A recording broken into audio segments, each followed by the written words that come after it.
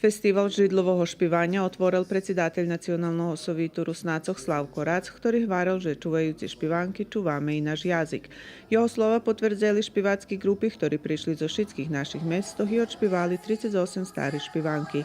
Po propozicioh festivala u zmahateljnej časti každá grupa špivala po 2 židlovo špivanky, jednu a kapela i jednu zo muziku, a žiri jak najljepšu prehlášal dzivotsku špivacku grupu Doma kulturi z Ruskog Kerestura. Pohvaljala bi me i Hibi Patrunok, a toto se okремето гласовна порихтаност.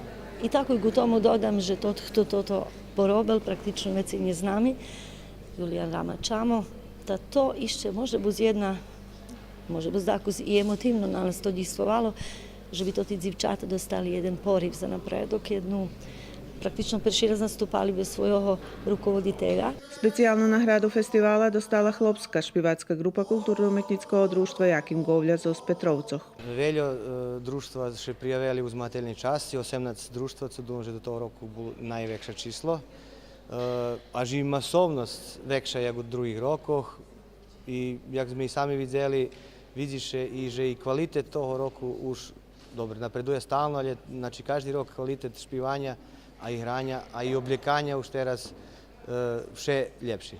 U ramikoh festivala otrimana i vistava starih remesloh, na ktorej še predstavili tokar, stolar i cukrar, a na vistavi da kedi bulo pre stari fotografiji spatreni duhovna, privredna i kulturna prešlost Đurđova.